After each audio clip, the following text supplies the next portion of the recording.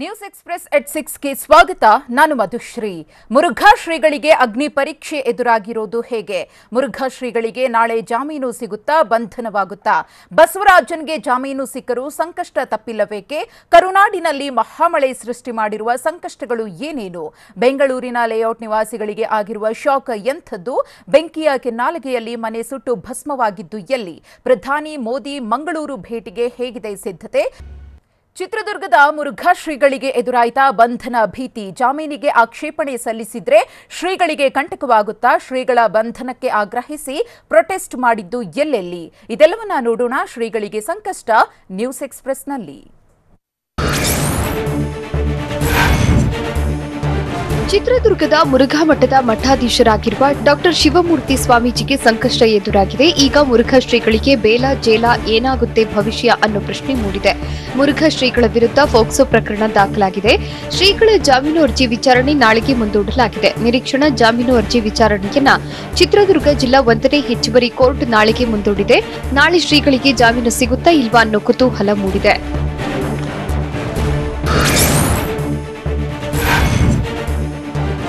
ಮುರುಘಾ ಶ್ರೀಗಳ ವಿರುದ್ಧ ಈಗಾಗಲೇ ಫೋಕ್ಸೋ ಕಾಯ್ದೆಯಡಿ ಮತ್ತು ಎಸ್ಸಿ ಎಸ್ಟಿ ದೌರ್ಜನ್ಯ ತಡೆ ಕಾಯ್ದೆಗಳ ಗಂಭೀರ ಸೆಕ್ಷನ್ಗಳಡಿ ಕೇಸ್ ದಾಖಲಾಗಿದೆ. ಫೋಕ್ಸೋ ಕೇಸ್ ಸಂಬಂಧ ನಿರೀಕ್ಷಣಾ ಜಾಮೀನಿಗಾಗಿ ಶ್ರೀಗಳು ಕೋರ್ಟ್ಗೆ ಅರ್ಜಿ ಸಲ್ಲಿಸಿದ್ರು. ಇದೀಗ ಚಿತ್ರದುರ್ಗ ಜಿಲ್ಲಾ 1ನೇ ಹೆಚ್ಚುವರಿ ನ್ಯಾಯಾಲಯ ನಾಳೆಗೆ ಅರ್ಜಿ ವಿಚಾರಣೆಯನ್ನು ಮುಂದೂಡಿದೆ. ನಿರೀಕ್ಷಣಾ ಜಾಮೀನಿಗೆ ಆಕ್ಷೇಪಣೆ ಸಲ್ಲಿಸಲು ಕೋರ್ಟ್ ಸೂಚಿಸಿದೆ. ಸರ್ಕಾರಿ ಅಭಿಯೋಜಕರಿಗೆ ನ್ಯಾಯಾಧೀಶರು ಸೂಚನೆ ನೀಡಿದೆ.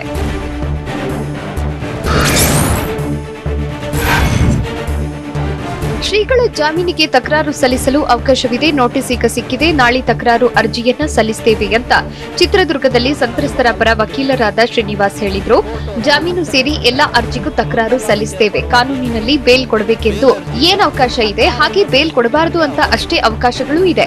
ಜಾಮೀನು ಅರ್ಜಿ ತಿರಸ್ಕಾರಕ್ಕೆ ನಾವು ಮನವಿ ಮಾಡ್ತೇವೆ ಅಂತ ಚಿತ್ರದುರ್ಗದಲ್ಲಿ ಸಂತ್ರಸ್ತರ ಪರ ವಕೀಲ ಶ್ರೀನಿವಾಸ್ ಹೇಳಿದ್ರು.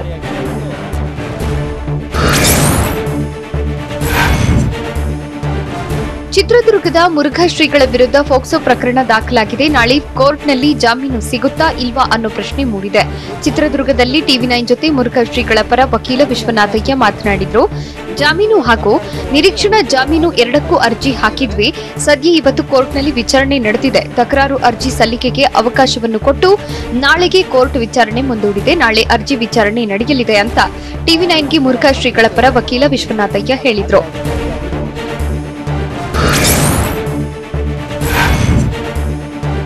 ಮುರುಘಾ ಶ್ರೀಗಳ ವಿರುದ್ಧ ಫೋಕ್ಸೋ ಕಾಯ್ದೆ ಮತ್ತು ಎಸ್ಸಿ ಎಸ್ಟಿ ದೌರ್ಜನ್ಯ ತಡೆ ಕಾಯ್ದೆಗಳ ಗಂಭೀರ ಸೆಕ್ಷನ್ಗಳಡಿ ಕೇಸ್ ದಾಖಲಾಗಿದೆ. ಹೀಗಾಗಿ ಯಾವ ಕ್ಷಣದಲ್ಲಾದರೂ ಮುರುಘಾ ಶರಣರ ಬಂಧನವಾಗುವ ಸಾಧ್ಯತೆ ಇದೆ. ಸಂತ್ರಸ್ತ ಬಾಲಕಿ ಚಿತ್ರದುರ್ಗ ಜಿಲ್ಲಾ ಕೋರ್ಟ್ನಲ್ಲಿ ಹೇಳಿಕೆ ದಾಖಲಿಸಿದ್ದಾಳೆ. ನ್ಯಾಯಾಧೀಶರಾದ ಕೋಮಲಾ ಅವರ ಎದುರು ಸಂತ್ರಸ್ತ ಬಾಲಕಿ ಹೇಳಿಕೆ ದಾಖಲಿಸಿದ್ದಾಳೆ. ಚಿತ್ರದುರ್ಗ ಜಿಲ್ಲಾ 1ನೇ ಅಪರ ನ್ಯಾಯಾಲಯದಲ್ಲಿ ಹೇಳಿಕೆಯನ್ನು ದಾಖಲಿಸಿದ್ದು ಮುರುಘಾ ಶ್ರೀಗಳಿಗೆ ಮತ್ತಷ್ಟು ಸಂಕಷ್ಟ ಎದುರಾಗುವ ಸಾಧ್ಯತೆ ಹೆಚ್ಚಾಗಿದೆ.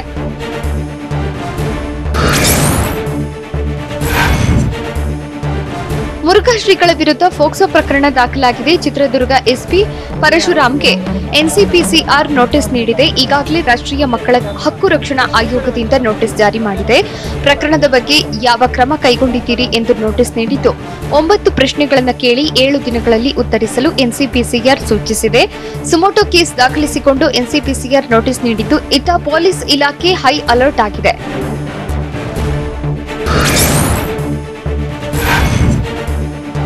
ಮುರುಘಾ ಶ್ರೀ ಪ್ರಕರಣದ ನಿಗಾ ವಹಿಸಲು ವಕೀಲರು ಮನವಿ ಮಾಡಿದ್ದಾರೆ. ಹೈಕೋರ್ಟ್ ರಿಜಿಸ್ಟ್ರಾರ್ ಜನರಲ್ಗೆ ಕೆಲ ವಕೀಲರು ಮನವಿ ಮಾಡಿದ್ದಾರೆ. ಈವರೆಗೆ ಮುರುಘಾ ಶ್ರೀಗಳ ವಿಚಾರಣೆ ನಡೆಸಿಲ್ಲ. ಮುರುಘಾ ಶ್ರೀಗಳು ಪ್ರಭಾವಿ ಸ್ವಾಮೀಜಿಯಾಗಿದ್ದಾರೆ. ಪ್ರಕರಣದ ತನಿಖೆ ದಿಕ್ಕು ತಪ್ಪುವ ಸಾಧ್ಯತೆಗಳಿವೆ. ಗೃಹ ಸಚಿವರು ಪೂರ್ವಾಗ್ರಹ ಪೀಡಿತ ಹೇಳಿಕೆ ನೀಡಿದ್ದಾರೆ. ಹೀಗಾಗಿ ಕೋರ್ಟ್ ನಿಗಾದಲ್ಲಿ ತನಿಖೆ ನಡೆಸುವಂತೆ ನಿರ್ದೇಶಿಸಲು ಕೆಲ ಲಾಯರ್ಸ್ ಮನವಿ ಮಾಡಿದ್ದಾರೆ ಅನ್ನೋ ಮಾಹಿತಿ ಲಭ್ಯವಾಗಿದೆ.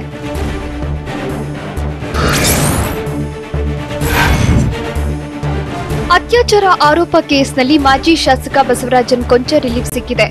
ಎಸ್ಕೆ ಬಸವರಾಜನ್ ಮತ್ತು ಪತ್ನಿ ಸೌಭಾಗ್ಯರಿಗೆ ಜಾಮೀನು ಮಂಜೂರಾಗಿದೆ. ಚಿತ್ರದುರ್ಗ ಜಿಲ್ಲಾ 1ನೇ ಹೆಚ್ಚುವರಿ ನ್ಯಾಯಾಲಯ ಜಾಮೀನು ನೀಡಿದೆ. ಬಸವರಾಜನ್ ವಿರುದ್ಧ ಅತ್ಯಾಚಾರ ಆರೋಪದಡಿ ದೂರು ದಾಖಲಾಗಿತ್ತು. ಹಾಸ್ಟೆಲ್ ಮಹಿಳಾ ವಾರ್ಡನ್ ದೂರು ದಾಖಲಿಸಿದ್ರು. ಮುರುಘಾ ಮಠದ ಆಡಳಿತಾಧಿಕಾರಿ ಬಸವರಾಜನ್ ವಿರುದ್ಧ ಅತ್ಯಾಚಾರಕ್ಕೆ ಯತ್ನ ಮತ್ತು ಬೆದರಿಕೆ ಆರೋಪ ಕೇಳಿಬಂದಿತ್ತು. ಚಿತ್ರದುರ್ಗ ಗ್ರಾಮಾಂತರ ಠಾಣೆಯಲ್ಲಿ ಪ್ರಕರಣ ದಾಖಲಾಗಿತ್ತು.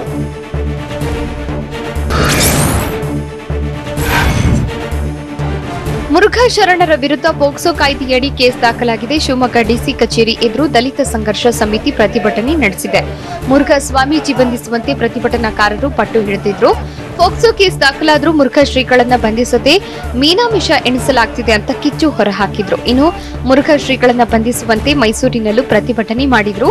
ಪುರಭವನದ ಬಳಿ ಪ್ರಗತಿಪರ ಸಂಘಟನೆಗಳು ಧರಣಿ ನಡೆಸಿದ್ರು. ಒಡನಾಡಿಯ ಸ್ಟ್ಯಾನ್ಲಿ ಸೇರಿ ಹಲವರು ಪ್ರತಿಭಟನೆಯಲ್ಲಿ ಭಾಗಿಯಾಗಿ ಶ್ರೀಗಳನ್ನ ಬಂಧಿಸಿ ಸಂತ್ರಸ್ತೆಯರಿಗೆ ನ್ಯಾಯ ಒದಗಿಸುವಂತೆ ಆಗ್ರಹಿಸಿದ್ರು.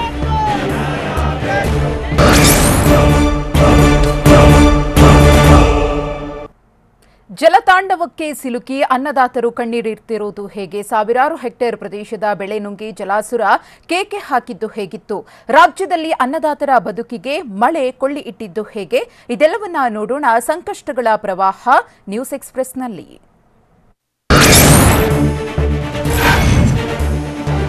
ಚಿಕ್ಕಬಳ್ಳಾಪುರ ಜಿಲ್ಲೆಯಲ್ಲಿ ಸುರಿದಿರೋ ಮಳೆ ಅನ್ನದಾತರ ಬದುಕನ್ನ ಬರ್ಬಾದ್ ಮಾಡಿದೆ. ಚಿಕ್ಕಬಳ್ಳಾಪುರದಲ್ಲಿ ಸತತವಾಗಿ ಸುರಿತಾ ಇರೋ ಮಳೆಯಿಂದಾಗಿ ರೈತರು ಕಂಗಾಲಾಗಿದ್ದಾರೆ. ಧಾರಾಕಾರ ಮಳೆಗೆ ಕಂದವಾರ ಕೆರೆಯ ಕೋಡಿ ಒಡೆದಿದೆ. ಕೆರೆ ಕೋಡಿ ಒಡೆದು ಜಮೀನುಗಳಿಗೆ ಜಲಾಸುರ ಎಂಟ್ರಿ ಕೊಟ್ಟಿದ್ದಾನೆ.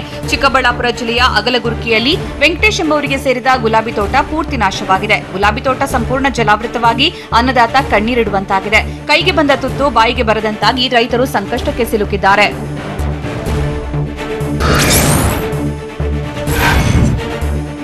ರಾಯಚೂರು ಜಿಲ್ಲೆಯಲ್ಲಿ ಭಾರೀ ಮಳೆಯಿಂದ ನೇಗಿಲ ಯೋಗಿ ನಲುಗಿ ಹೋಗಿದ್ದಾನೆ. ಸಿಂಧನೂರು, ಸಿರವಾರ, ಮಸ್ಕಿ, ಲಿಂಗಸಗೂರು, ಮಾನ್ವಿಯಲ್ಲಿ ಅಪಾರ ಬೆಳೆ ನಾಶವಾಗಿದೆ. ರಾಯಚೂರು ದೇವದುರ್ಗ ತಾಲೂಕಿನಲ್ಲಿ ಅಪಾರ ಬೆಳೆ ಹಾನಿಯಾಗಿದೆ. ಕೆರೆಬುದೂರು ಬಳಿ ಕೆರೆ ನೀರು ನುಗ್ಗಿ ಅಪಾರ ಬೆಳೆ ನೀರು ಪಾಲಾಗಿದೆ. ಭತ್ತ, ಹತ್ತಿ, ಜೋಳ, ತೊಗರಿ, ಸಜ್ಜೆ ಸೇರಿ ಇತರ ಬೆಳೆಯನ್ನ ಜಲಾಸುರ ಸ್ವಾಹ ಮಾಡಿದ್ದಾನೆ. 100 ಎಕರೆ ವಿಸ್ತೀರ್ಣದ ಕೆರೆ ಕೋಡಿ ಒಡೆದು ಈ ಅವಾಂತರ ಆಗಿದ್ದು ಜನ ಕಂಗಾಲಾಗಿದ್ದಾರೆ.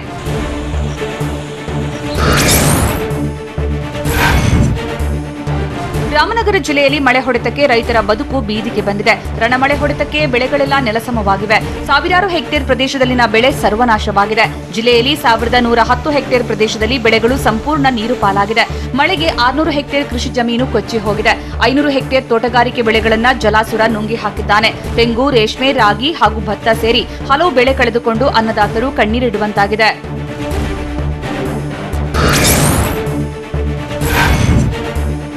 ಯಾದಗಿರಿ ಜಿಲ್ಲೆಯಲ್ಲೂ ವರುಣಾಘಾತಕ್ಕೆ ಅನ್ನದಾತರ ಬದುಕು ಕೊಚ್ಚಿ ಹೋಗಿದೆ. ಪ್ರವಾಹದ ಪ್ರಹಾರಕ್ಕೆ ಭಾರೀ ಪ್ರಮಾಣದ ಬೆಳೆ ನಾಶವಾಗಿ ನೆಲಕಚ್ಚಿದೆ. ಮಳೆ ನಿಂತ ಮೇಲೆ ಬೆಳೆ ನೋಡಿ ಅನ್ನದಾತರು ಬೆಚ್ಚಿ ಬಿದ್ದಿದ್ದಾರೆ. ಮಳೆಯಿಂದ ಬಂಗಾರದಂತಹ ಬೆಳೆ ಕೊಳೆತು ಹೋಗಿದೆ. ನಾಯ್ಕಲ್ ಗ್ರಾಮದ ಬಳಿ 3 ಎಕರೆ ಹತ್ತಿ ಬೆಳೆ ಸಂಪೂರ್ಣ ನಾಶವಾಗಿದೆ. ನಾಯ್ಕಲ್ ಕೆರೆ ಕೋಡಿ ಬಿದ್ದು ಸಂಪೂರ್ಣ ಬೆಳೆಗಳು ನೀರು ಪಾಲಾಗಿವೆ. ಯಾದಗಿರಿ ಜಿಲ್ಲೆಯ ವಡಗೇರ ತಾಲೂಕಿನ ನಾಯ್ಕಲ್ ಗ್ರಾಮದ ಕೆರೆಯಿಂದ ಅವಾಂತರವಾಗಿದೆ. ಕಷ್ಟಪಟ್ಟು ಬೆಳೆದಿದ್ದ ಬೆಳೆಗಳನ್ನು ಕಳ್ಕೊಂಡು ಅನ್ನದಾತರು ಸಂಕಷ್ಟಕ್ಕೀಡಾಗಿದ್ದಾರೆ.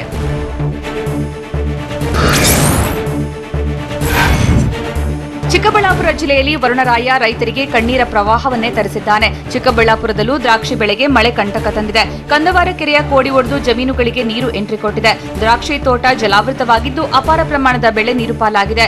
106 ಎಕರೆಯಲ್ಲಿ ಬೆಳೆದಿದ್ದ ದ್ರಾಕ್ಷಿಯ ತೋಟದಲ್ಲಿ ಮಳೆ ನೀರು ನಿಂತಿದೆ. ನೀರು ನುಗ್ಗಿದ ಪರಿಣಾಮ ರೈತರ ಜಮೀನು ಕೆರೆಯಂತಾಗಿದೆ. ದ್ರಾಕ್ಷಿ ಬೆಳೆಯನ್ನ ಕಳೆದುಕೊಳ್ಳುವ ಭೀತಿಯಲ್ಲಿ ಅನ್ನದಾತರು ಸಿಲುಕಿದ್ದಾರೆ.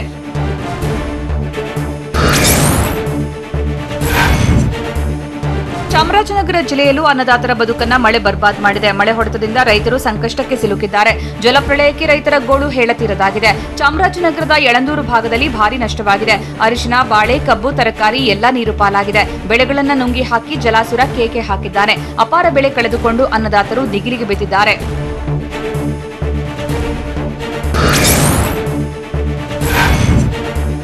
ಯಾದಗಿರಿ ಜಿಲ್ಲೆಯಾದ್ಯಂತ ವ್ಯಾಪಕ ವರ್ಷಧಾರೆಗೆ ಮಣ್ಣಿನ ಮಕ್ಕಳು ಕಂಗಾಲಾಗಿದ್ದಾರೆ. ಸತತ 2 ದಿನಗಳಿಂದ ಸುರಿತಾ ಇರೋ ಮಹಾಮಳೆಗೆ ಬದುಕೆ ಕೊಚ್ಚಿ ಹೋಗಿದೆ. ನಾಯ್ಕಲ್ ಗ್ರಾಮದ ಐತಿಹಾಸಿಕ ಕೆರೆ ಕೋಡಿ ಬಿದ್ದು ಅವಾಂತರವೇ ಆಗೋಗಿದೆ. 10 ವರ್ಷಗಳ ಬಳಿಕ ದೊಡ್ಡ ಕೆರೆ ಕೋಡಿ ಬಿದ್ದಿದ್ದು ಜಮೀನುಗಳಿಗೆ ನೀರು ನುಗ್ಗಿದೆ. ವಡಗೇರ ತಾಲೂಕಿನ ನಾಯ್ಕಲ್ ಗ್ರಾಮದ ಬಳಿ ದೊಡ್ಡ ಕೆರೆ ಇದೆ. 100 ಎಕರೆಗೂ ಅಧಿಕ ಪ್ರದೇಶದಲ್ಲಿ ಕೆರೆ ವಿಸ್ತರಿಸಿದೆ. ಒಂದು ಕಡೆ ರೈತರ ಮೊಗದಲ್ಲಿ ಮಂದಹಾಸ ಮೂಡಿದ್ರೆ, ಇನ್ನೊಂದು ಕಡೆ ಅಪಾರ ಬೆಳೆ ಕಳೆದುಕೊಳ್ಳುವ ಭೀತಿಯಲ್ಲಿ ಅನ್ನದಾತರಿದ್ದಾರೆ.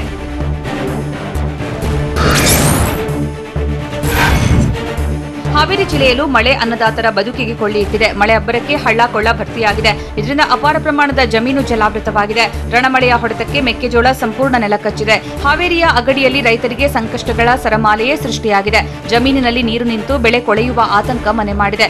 ಬೆವರು ಹರಿಸಿ ಸಾಲ ಸೋಲ ಮಾಡಿ ಬೆಳೆದಿದ್ದ ಬೆಳೆಗಳು ನೀರು ಪಾಲಾಗುವ ಭೀತಿ ಹೆಚ್ಚಾಗಿದೆ.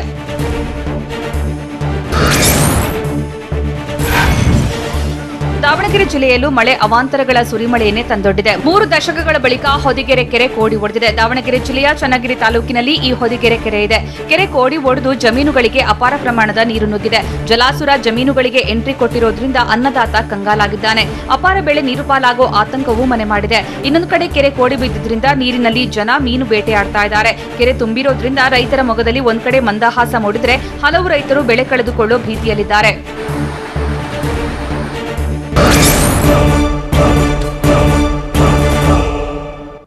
ಮೃತ್ಯು ಮಳೆ ಜನರ ಪ್ರಾಣವನ್ನೇ ಕಸಿದು ಅಟ್ಟಹಾಸ ಮೆರೀತಾ ಇರುವುದು ಹೇಗೆ? ಬೆಂಗಳೂರಿನ ನಿವಾಸಿಗಳಿಗೆ ಮಳೆ ತಂದೊಡ್ಡಿರುವ ಸಂಕಷ್ಟಗಳೇನು?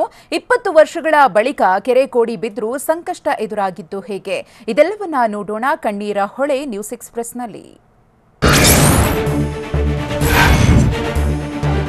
ಬೆಂಗಳೂರು ಗ್ರಾಮಾಂತರ ಜಿಲ್ಲೆಯಲ್ಲಿ ರಣಚಂಡಿ ಮಳೆ ಸಂಕಷ್ಟಗಳ ಪ್ರವಾಹ ತರಿಸಿದೆ. ಹೊಸಕೋಟೆ ದೊಡ್ಡಕೆರೆ ತುಂಬಿ ಬಡಾವಣೆಗಳಿಗೆ ನೀರು ನುಗ್ಗಿದೆ. ಕೆಎಚ್ಪಿ ಬಡಾವಣೆಗೆ ಮಳೆಯ ನೀರು ನುಗ್ಗಿ ನಿವಾಸಿಗಳು ಶಾಕ್ ಆಗಿದ್ದಾರೆ. ಮನೆಯಿಂದ ಹೊರಬರಲಾಗದೆ ನಿವಾಸಿಗಳು ಪರದಾಡಿದ್ರು. ಕಾಂಪೌಂಡ್ ಮೇಲೆ ನಿಂತು ಪ್ರಾಣ ಉಳಿಸಿಕೊಂಡಿದ್ರು. ಮಳೆಯ ನೀರಿನಲ್ಲಿ ಹಾವು ಚೇಳು ಬರ್ತಿರೋದ್ರಿಂದ ಕಂಗಾಲಾಗಿದ್ರು. ಅಗತ್ಯ ವಸ್ತುಗಳನ್ನ ತರಲು ಮನೆಯಿಂದ ಹೊರಗೆ ಬರಲು ಆಗದೆ ಸಂಕಷ್ಟಕ್ಕೆ ಸಿಲುಕಿದ್ರು. ಕಳೆದ 15 ದಿನಗಳಿಂದ ನಿವಾಸಿಗಳು ಸಂಕಷ್ಟದ ಕೂಪಕ್ಕೆ ಬಿದ್ದಿದ್ದಾರೆ. ಬೆಂಗಳೂರು ಗ್ರಾಮಾಂತರ ಜಿಲ್ಲೆ ಹೊಸಕೋಟೆಯ ಕೆಎಚ್ಪಿ ಬಡಾವಣೆಯ ಜನರು ಮಳೆಗೆ ದಿಕ್ಕೆಟ್ಟು ಕೂತಿದ್ದಾರೆ. ಮಳೆ ನೀರು ನುಗ್ಗಿರೋದ್ರಿಂದ ಜನರು ಮನೆಗಳನ್ನ ಖಾಲಿ ಮಾಡಿದ ದೃಶ್ಯಗಳು ಕಂಡುಬಂತು. ಗಂಟು ಮೂಟೆಗಳನ್ನ ಕಟ್ಟಿಕೊಂಡು ದಡ ಸೇರೋದಕ್ಕೆ ಜನರು ಪರದಾಡಿದ್ರು. ಚಿಕ್ಕ ಚಿಕ್ಕ ಮಕ್ಕಳನ್ನ ಹೊತ್ಕೊಂಡು ಕುಟುಂಬಸ್ಥರು ಉಟ್ಟ ಬಟ್ಟೆಯಲ್ಲೇ ಹೆಜ್ಜೆ ಹಾಕಿದ್ರು. ಪರಿಚಯಸ್ಥರ ಮನೆಗಳಲ್ಲಿ ಆಶ್ರಯ ಪಡೆಯಲು ತೆರಳಿದ್ರು. ಹೊಸಕೋಟೆ ಟೋಲ್ ಬಳಿಯ ಹುಸ್ಕೂರು ಕೋಡಿ ಬಳಿ ಕೆಎಚ್ಪಿ ಬಡಾವಣೆ ಇದ್ದು ಜನರು ಕಂಗಾಲಾಗಿದ್ದಾರೆ. ಮಂಜಿನನಗರಿ ಕೊಡಗು ಜಿಲ್ಲೆಯಲ್ಲಿ ರಣಚಂಡಿ ಮಳೆ ಸಂಕಷ್ಟಗಳನ್ನೇ ಸೃಷ್ಟಿಸಿದೆ. ಮಡಿಕೇರಿ ಕೊಯ್ನಾಡಿನಲ್ಲೂ ಮಳೆ ಅವಾಂತರಗಳೇ ಆಗೋಗಿದೆ. ಕಿಂಡಿ ಅಣೆಕಟ್ಟಿನಿಂದ ಪ್ರವಾಹ ಸೃಷ್ಟಿಯಾಗಿದ್ದು ಜನ ಕಂಗಾಲಾಗಿದ್ದಾರೆ. 1 ತಿಂಗಳ ಅವಧಿಯಲ್ಲಿ 3 ಬಾರಿ ಪ್ರವಾಹ ಅಪ್ಪಳಿಸಿದೆ. ಮನೆ ಕ್ಲೀನ್ ಮಾಡಲಾಗದೆ ಜನರು ಗೋಳಾಡುವಂತಹ ಪರಿಸ್ಥಿತಿ ನಿರ್ಮಾಣವಾಗಿದೆ. ಶಾಶ್ವತ ಪರಿಹಾರ ಕಲ್ಪಿಸುವಂತೆ ಸಂತ್ರಸ್ತರು ಆಗ್ರಹಿಸಿದ್ರು. ಟಿವಿ9 ಎದುರು ಗ್ರಾಮಸ್ಥರು ಅಳಲು ತೋಡ್ಕೊಂಡ್ರು. ಕೋಲಾರ ಜಿಲ್ಲೆಯಲ್ಲಿ ಮಳೆ ಜನರ ಪಾಲಿಗೆ ಕಣ್ಣೀರ ಹೊಳೆಯನ್ನೇ ಹರಿಸಿದೆ. ಕೋಲಾರ ಜಿಲ್ಲೆಯಲ್ಲಿ ಮಳೆ ನಿಂತ ಬಳಿಕವೂ ಸಂಕಷ್ಟ ಮಾತ್ರ ತಗ್ಗಿಲ್ಲ. ಬಂಗಾರಪೇಟೆ ತಾಲೂಕಿನಲ್ಲಿ ರಸ್ತೆಗಳು ಹಾಳಾಗಿ ಜನರು ಕಂಗಾಲಾಗಿಯೇ ಹೋಗಿದ್ದಾರೆ. ಹಾಳಾದ ರಸ್ತೆಯಿಂದ ಟೊಮ್ಯಾಟೊ ಟೆಂಪೋ ಪಲ್ಟಿಯಾಗಿದೆ. ಹಾಳಾದ ರಸ್ತೆಯಿಂದ ಮಿನಿ ಟೆಂಪೋ ಪಲ್ಟಿಯಾಗಿ ಟೊಮ್ಯಾಟೊ ಎಲ್ಲ ರಸ್ತೆ ಪಾಲಾಗಿತ್ತು. ಬಂಗಾರಪೇಟೆಯ ಕೊಳಮೂರು ಗ್ರಾಮದ ಬಳಿ ಈ ಘಟನೆ ನಡೆದಿದ್ದು ಗಡಿಭಾಗದ ರಸ್ತೆ ಸರಿಪಡಿಸುವಂತೆ ಸ್ಥಳೀಯರು ಒತ್ತಾಯಿಸಿದ್ದಾರೆ. ಕಣ್ಣು ಮುಚ್ಚಿ ಕುಳಿತಿರುವ ಅಧಿಕಾರಿಗಳು ಹಾಗೂ ಜನಪ್ರತಿನಿಧಿಗಳ ವಿರುದ್ಧ ಜನರು ಹಿಡಿ ಶಾಪ ಹಾಕಿದ್ರು.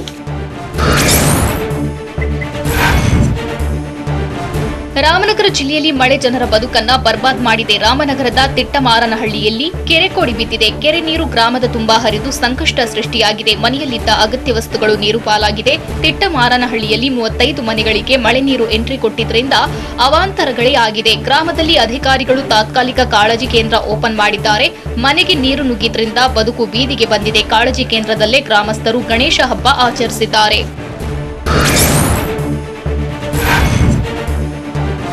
ರಾಮನಗರ ಜಿಲ್ಲೆಯಲ್ಲಿ ಜಲಪ್ರಳಯಕ್ಕೆ ಜನರು ದಿಕ್ಕೆಟ್ಟು ಕೂತಿದ್ದಾರೆ. ಧಾರಾಕಾರ ಮಳೆಗೆ ದಶಕಗಳ ಬಳಿಕ ಕೆರೆ ತುಂಬಿದೆ. ರಾಮನಗರದಲ್ಲಿ ಬರೋಬ್ಬರಿ 20 ವರ್ಷದ ನಂತರ ಕೆರೆಗಳಿಗೆ ಜೀವಕಳೆ ಬಂದಿದೆ. 20 ವರ್ಷದ ನಂತರ ಹೊಂಗನೂರು ಕೆರೆ ಕೋಡಿ ಬಿದ್ದಿದೆ. ಕೋಡಿ ಬಿದ್ದು ಅಪಾರ ಪ್ರಮಾಣದ ನೀರು ರಸ್ತೆಗೆ ನುಗ್ಗಿದೆ.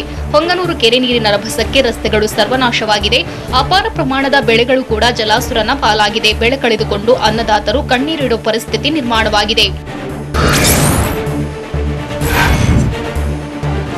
ಚಿಕ್ಕಬಳ್ಳಾಪುರದಲ್ಲಿ ಸುರಿದ ಧಾರಾಕಾರ ಮಳೆಯಿಂದ ಕೆರೆಗಳು ತುಂಬಿ ಕೋಡಿ ಬಿದ್ದಿದೆ. ಕೆರೆ ಕೋಡಿ ಬಿದ್ದು ಅಪಾರ ಪ್ರಮಾಣದ ನೀರು ರೈತರ ಜಮೀನುಗಳಿಗೆ ನುಗ್ಗಿ ಬೆಳೆಗಳು ಜಲಾವೃತವಾಗಿದೆ. ನಗರದ ಎಚ್ಎಸ್ ಗಾರ್ಡನ್ ಬಳಿ ರೇಷ್ಮೆ ತೋಟವೊಂದು ಸಂಪೂರ್ಣ ನೀರಿನಲ್ಲಿ ಮುಳುಗಿದೆ. ರೇಷ್ಮೆ ಬೆಳೆಯನ್ನ ಕಳೆದುಕೊಂಡು ಅನ್ನದಾತರು ಕಣ್ಣೀರಿಡೋ ಪರಿಸ್ಥಿತಿ ನಿರ್ಮಾಣವಾಗಿದೆ. ಕಷ್ಟಪಟ್ಟು ಬೆಳೆ ಬೆಳೆದಿದ್ವಿ, ಈಗ ಮಳೆ ಪಾಲಾಗಿದೆ, ಮುಂದೆ ನಾವೇನ್ ಮಾಡ್ಬೇಕು ಅಂತ ಗೊತ್ತಾಗ್ತಿಲ್ಲ ಅಂತ ರೈತರು ಟಿವಿ9 ಬಳಿ ಅಳಲು ತೋಡಿಕೊಂಡ್ರು. ಸರ್ಕಾರ ಸೂಕ್ತ ಪರಿಹಾರ ನೀಡುವಂತೆ ಅನ್ನದಾತರು ಮನವಿ ಮಾಡಿದ್ರು.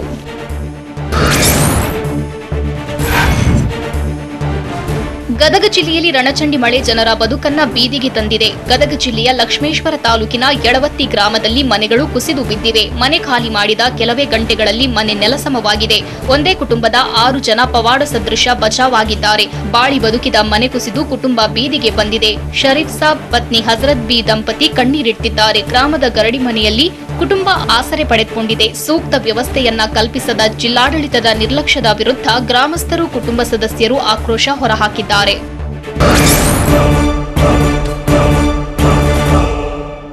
ಬೆಂಗಳೂರಿನ ಪ್ರತಿಷ್ಠಿತ ಲೇಔಟ್ಗಳಿಗೆ ಗಂಡಾಂತರ ಎದುರಾಗಿದ್ದು ಹೇಗೆ? ರೈನ್ಬೋ ಲೇಔಟ್ ನಿವಾಸಿಗಳು ಕಂಗೆಟ್ಟು ಕೂತಿದ್ದು ಹೇಗಿತ್ತು? ಸಿಎಂ ಬೊಮ್ಮಾಯಿ ಮಳೆ ರೌಂಡ್ಸ್ ಹಾಕಿದ್ದು ಎಲ್ಲೆಲ್ಲಿ? ಇದೆಲ್ಲವನ್ನ ನೋಡೋಣ ಬೆಂಗಳೂರು ನ್ಯೂಸ್ ಎಕ್ಸ್‌ಪ್ರೆಸ್‌ನಲ್ಲಿ.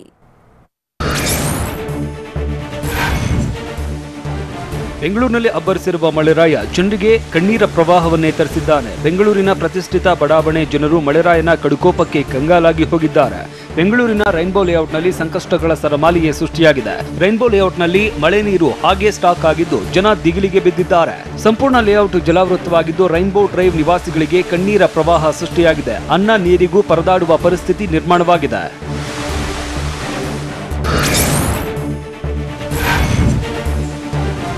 ಬೆಂಗಳೂರಿನ ರೈನ್ಬೋ ನಿವಾಸಿಗಳು ಜಲತಾಂಡವಕ್ಕೆ ಶೇಕ್ ಆಗಿದ್ದಾರೆ. 48 ಗಂಟೆ ಕಳೆದರೂ ರೈನ್ಬೋ ಲೇಔಟ್ ನಿವಾಸಿಗಳಿಗೆ ರಿಲೀಫ್ ಸಿಕ್ಕಿಲ್ಲ. ಏರಿಯಾದಲ್ಲಿ 2 ಅಡಿಗಳಿಗೂ ಹೆಚ್ಚು ಮಳೆ ನೀರು ಹಾಗೆ ನಿಂತಿದೆ. ಜನ ಕಣ್ಣೀರನ್ನ ಹಾಕ್ತಿದ್ದಾರೆ. ಅಪಾರ್ಟ್ಮೆಂಟ್ನ ಬೇಸ್ಮೆಂಟ್ನಲ್ಲಿ ನಿಲ್ಲಿಸಿರುವ ಕಾರು, ಬೈಕ್ಗಳು ಜಲಾವೃತವಾಗಿದ್ದು ಎಲ್ಲ ಶಾಕ್ ಆಗಿದ್ದಾರೆ. ಹಾಲನಾಯಕನಹಳ್ಳಿ ಕೆರೆಯಲ್ಲಿ ನೀರಿನ ಪ್ರಮಾಣ ಹೆಚ್ಚಳವಾಗ್ತಾ ಇದೆ. ರೈನ್ಬೋ ಲೇಔಟ್ಗೆ ಕೆರೆ ನೀರು ನುಗ್ಗಿದ್ರಿಂದ ಅವಾಂತರಗಳೇ ಆಗೋಗಿದೆ.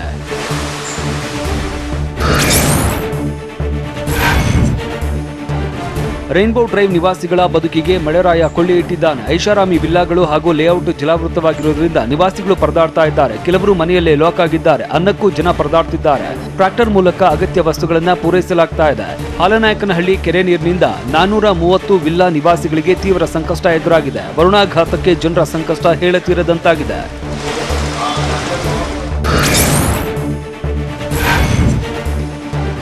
ಬೆಂಗಳೂರಿನ ರೈನ್ಬೋ ಡ್ರೈವ್ ಲೇಔಟ್ನಲ್ಲಿ ಕೊಂಚ ಮಟ್ಟಿಗೆ ನೀರಿನ ಪ್ರಮಾಣ ತಗ್ಗಿದೆ. ನೀರು ತಗ್ಗಿದ್ರೂ ಜನರಿಗೆ ಸಂಕಷ್ಟಗಳ ಪ್ರವಾಹವಂತೂ ಕಡಿಮೆಯಾಗಿಲ್ಲ. 2 ದಿನಗಳ ಬಳಿಕ ಲೇಔಟ್ನಲ್ಲಿ ವಾಹನಗಳ ಸಂಚಾರ ಪುನರ್ ಆರಂಭ ಆಗಿದೆ. ನೀರು ತಗ್ಗಿದ್ದರಿಂದ ವಾಹನಗಳ ಸಂಚಾರ ಪುನರಾರಂಭ ಆಗಿದ್ದು ಲೇಔಟ್ ಒಳಗಡೆ ಶಾಲಾ ಬಸ್ಗಳ ಓಡಾಟ ಆರಂಭವಾಗಿದೆ. ಕಳೆದ 2 ದಿನಗಳಿಂದ ಲೇಔಟ್ ರಸ್ತೆ ಜಲಾವೃತವಾಗಿತ್ತು.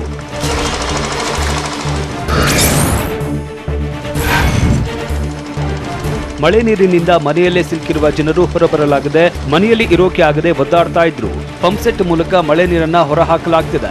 ಆದ್ರೂ ನೀರು ಕಡಿಮೆಯಾಗಿಲ್ಲ.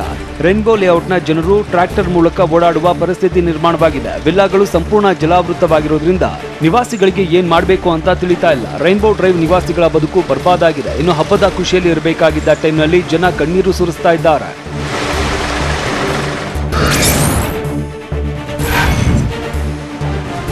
ಬೆಂಗಳೂರಿನ ಸರ್ಜಾಪುರ ಭಾಗದಲ್ಲೂ ಮಳೆಯಿಂದ 108 ಅವಾಂತರಗಳು ಆಗೋಗಿದೆ. ರಸ್ತೆ ಮೇಲೆ 4 ದಿನಗಳಿಂದ ಮಳೆಯ ನೀರು ಹರಿತಾ ಇರೋದ್ರಿಂದ ವಾಹನ ಸವಾರರು ಪರದಾಡುವ ಪರಿಸ್ಥಿತಿ ನಿರ್ಮಾಣವಾಗಿದೆ. ಮಾರತಹಳ್ಳಿಯ ಸರ್ಜಾಪುರ ಔಟರ್ ರಿಂಗ್ ರೋಡ್ನಲ್ಲಿ ಸಂಕಷ್ಟಗಳ ಸರಮಾಲೆ ಸೃಷ್ಟಿಯಾಗಿದೆ.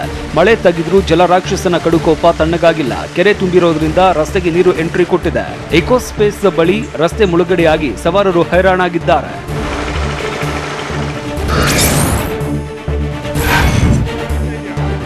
ಬೆಂಗಳೂರಿನಲ್ಲಿ ವರುಣಾರ್ಭಟದ ಅವಾಂತರಗಳು ಕಡಿಮೆ ಆಗ್ತಾ ಇಲ್ಲ. ಬೆಂಗಳೂರಿನ ಕುರುಬರಹಳ್ಳಿಯಲ್ಲಿ ರಾಜಕಾಲುವೆಯಿಂದ ರಾದ್ದಾಂತವೇ ಆಗೋಗಿದೆ. ಕಳೆದ ಬಾರಿ ಮಳೆಯಿಂದ ಕುರುಬರಹಳ್ಳಿ ಜಲಾವೃತವಾಗಿತ್ತು. ಸಿಎಂ ಬಸವರಾಜ ಬೊಮ್ಮಾಯಿ ಭೇಟಿ ನೀಡಿ ಪರಿಶೀಲನೆ ನಡೆಸಿದ್ರು. ರಾಜಕಾಲುವೆ ತಡೆಗೋಡೆ ನಿರ್ಮಿಸದೆ ಅಧಿಕಾರಿಗಳು ನಿರ್ಲಕ್ಷ್ಯ ತೋರಿದ್ದಾರೆ. ಕೇವಲ ಮರಳಿನ ಮೂಟೆಗಳನ್ನ ಇಟ್ಟು ಸುಮ್ಮನಾಗಿದ್ದಾರೆ. ಮಳೆ ಆಗ್ತಾ ಇರೋದ್ರಿಂದ ಮತ್ತೆ ಸಂಕಷ್ಟ ಎದುರಾಗುವ ಆತಂಕ ಮನೆ ಮಾಡಿದೆ.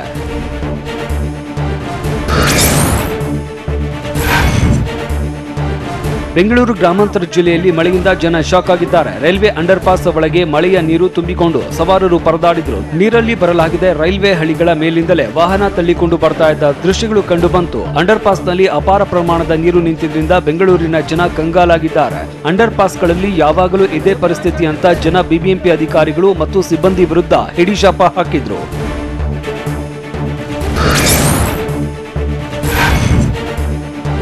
ಬೆಂಗಳೂರಿನಲ್ಲಿ ಮಹಾಮಳೆ ಸಂಕಷ್ಟಗಳ ಸರಮಾಲೆಯನ್ನೇ ಸೃಷ್ಟಿಸಿದೆ. ಜಲತಾಂಡವಕ್ಕೆ ಲೇಔಟ್ ಜನರು ದಿಕ್ಕೆಟ್ಟು ಕೂತಿದ್ದಾರೆ. ಬೆಂಗಳೂರಿನಲ್ಲಿ ಸಿಎಂ ಬಸವರಾಜ ಬೊಮ್ಮಾಯಿ ನಗರದ ಪ್ರದಕ್ಷಿಣೆ ಹಾಕಿದ್ರು. ಎಚ್ಎಲ್ನಿಂದ ತೆರಳಿದ ಸಿಎಂ ಬಸವರಾಜ ಬೊಮ್ಮಾಯಿ ಮಾರತಹಳ್ಳಿಯಲ್ಲಿ ಮಳೆ ಹಾನಿ ಬಗ್ಗೆ ಪರಿಶೀಲಿಸಿದ್ರು. ಮಳೆಯಿಂದ ಆದ ಅವಾಂತರ ಸಂಕಷ್ಟಗಳ ಬಗ್ಗೆ ಅಧಿಕಾರಿಗಳ ಬಳಿ ಮಾಹಿತಿ ಕಲೆ ಹಾಕಿದ್ರು. ಸ್ಥಳೀಯ ನಿವಾಸಿಗಳಿಂದಲೂ ಸಿಎಂ ಬೊಮ್ಮಾಯಿ ಮಳೆಯಿಂದ ಆದ ನಷ್ಟದ ಬಗ್ಗೆ ಮಾಹಿತಿ ಪಡೆದ್ರು.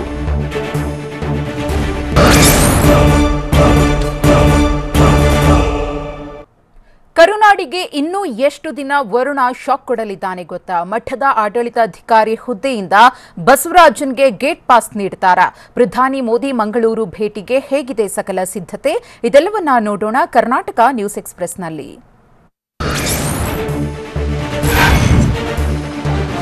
ರಾಜಧಾನಿ ಬೆಂಗಳೂರಿಗೆ ಮತ್ತೆ ಶಾಪವಾಗುತ್ತಾ ಮಹಾಮಳೆ ಅನ್ನೋ ಆತಂಕ ಹೆಚ್ಚಾಗಿದೆ. ಮಳೆರಾಯ ಬಿಟ್ಟು ಬಿಡದೆ ಕಾಡ್ತಿದ್ದು ಸಂಕಷ್ಟಗಳ ಸರಮಾಲೆ ಮಾತ್ರ ತಪ್ಪಿಲ್ಲ. ರಾಜ್ಯದಲ್ಲಿ ಇನ್ನೂ 2 ದಿನ ಭಾರಿ ಮಳೆಯಾಗೋ ಮುನ್ಸೂಚನೆ ನೀಡಲಾಗಿದೆ. ಬೆಂಗಳೂರು ಸೇರಿ ರಾಜ್ಯದ ಹಲವೆಡೆ ಭಾರಿ ಮಳೆಯಾಗೋ ಸಾಧ್ಯತೆ ಇದೆ. ಮಳೆ ಸೈಲೆಂಟ್ ಆಯ್ತಾ ಅನ್ನುವಷ್ಟರಲ್ಲೇ ಮತ್ತೆ ವಾರ್ನಿಂಗ್ ನೀಡಿದೆ. ಕರುನಾಡಲ್ಲಿ ಗುಡುಗು ಸಹಿತ ಭಾರಿ ವರ್ಷಧಾರೆ ಆಗಲಿದ್ದಂತೆ. ಕರಾವಳಿ, ಮಲೆನಾಡು, ಕೊಡಗು ಸೇರಿದಂತೆ ಉತ್ತರ ಕರ್ನಾಟಕಕ್ಕೂ ವರುಣ ಶಾಕ್ ಕೊಡೋ ಸಾಧ್ಯತೆ ಇದೆ.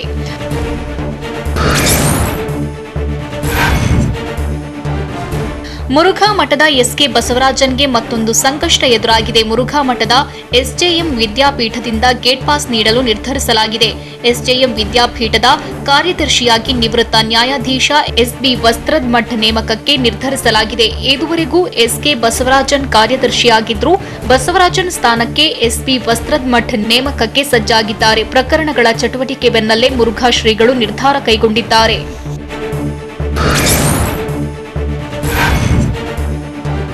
ನಾಳೆ ಮಂಗಳೂರಿಗೆ ಪ್ರಧಾನಿ ನರೇಂದ್ರ ಮೋದಿ ಆಗಮಿಸುತ್ತಿದ್ದಾರೆ. ಪ್ರಧಾನಿ ಮೋದಿ ಸ್ವಾಗತಕ್ಕೆ ಸಕಲ ಸಿದ್ಧತೆಗಳನ್ನು ಮಾಡಿಕೊಳ್ಳಲಾಗಿದೆ. ಪ್ರಧಾನಿ ನಾಳೆ ಮಂಗಳೂರಿಗೆ ಆಗಮಿಸುತ್ತಿರುವುದರಿಂದ ಪೊಲೀಸ್ ಅಧಿಕಾರಿಗಳು ಹೆಲಿಕಾಪ್ಟರ್ ಡ್ರೈ ರನ್ ನಡೆಸಿದ್ರು. ಪ್ರಧಾನಿ ಮೋದಿ ಕಾನ್ವೆ ರಿಹರ್ಸಲ್ ನಡೆಸಲಾಯಿತು. ಎನ್ಎಂಪಿಎಯಿಂದ ಕಾರ್ಯಕ್ರಮದ ಸ್ಥಳದವರೆಗೆ ತಾಲೀಮು ನಡೆಸಿದ್ರು. ಏರ್ಪೋರ್ಟ್ನಿಂದ ಕಾರ್ಯಕ್ರಮ ಸ್ಥಳದವರೆಗೆ ರಿಹರ್ಸಲ್ ನಡೆಸಿದ್ರು.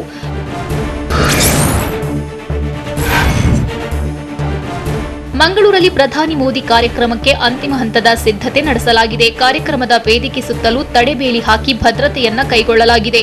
ಮೈದಾನದ ಸುತ್ತ ಕಾರ್ಮಿಕರು ತಡೆಬೇಲಿ ಹಾಕಿದ್ದಾರೆ. ಎಸ್ಪಿಜಿ ಅಧಿಕಾರಿಗಳು ಈಗಾಗಲೇ ಮೈದಾನದಲ್ಲಿ ಭದ್ರತೆ ಪರಿಶೀಲಿಸಿದ್ದಾರೆ. ಹೊರ ಜಿಲ್ಲೆಗಳಿಂದಲೂ ಹೆಚ್ಚುವರಿ ಪೊಲೀಸರ ನಿಯೋಜನೆ ಮಾಡಲಾಗಿದೆ. ಭದ್ರತೆಗೆ ರ್ಯಾಪಿಡ್ ಆಕ್ಷನ್ ಫೋರ್ಸ್ ಕೂಡ ಆಗಮಿಸಿದ್ದು ಅಲರ್ಟ್ ಆಗಿದೆ. ಮಂಗಳೂರಿನ ಗಲ್ಲಿ ಗಲ್ಲಿಯಲ್ಲೂ ಹದ್ದಿನ ಕಣ್ಣಿಡಲಾಗಿದೆ.